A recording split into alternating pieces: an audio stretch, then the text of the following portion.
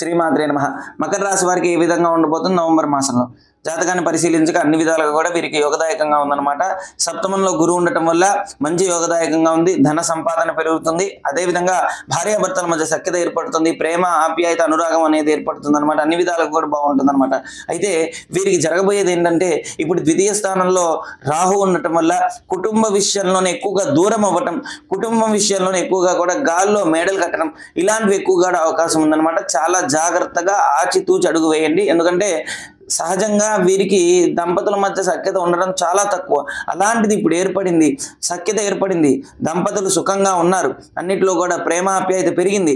ఆ సమయంలోనే ఎవరో తెలిసో తెలియకో కొన్ని విధాలుగా పుల్లలు పెట్టడం వల్ల, లేదంటే అనవసరమైన మాటలు చెప్పడం వల్ల, అనవసరమైన మాటలు వినడం వల్ల, అది కూడా బంధువర్గం నుంచి వినడం వల్ల దంపతుల మధ్య సఖ్యత లోపం ఏర్పడుతుంది. కాబట్టి చాలా జాగ్రత్తగా ఉంటే మంచిదన్నమాట. ద్వితీయంలో రాహు, తృతీయంలో శని ప్రభావం చేత కోపము, క్రోధము, ఆవేశం ఎక్కువగా ఉండటం వల్ల అనవసరమైన ఆలోచన పెట్టుకోవడం జరుగుతుంది అనమాట. కానీ వీరికి సప్తమంలో గురువు ఉండటం వల్ల అన్ని యోగదాయకంగా ఉంటుంది.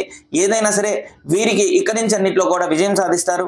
ఇప్పటి వరకు సమస్యలన్నిటికీ కూడా ఇప్పటి నుంచి పరిష్కారం లభిస్తుంది. అన్నిట్లో కూడా విజయం సాధిస్తారనమాట. ఓం శ్రీ దత్తాయ నమః. ఓం శ్రీ దత్తాత్రేయాయ నమః.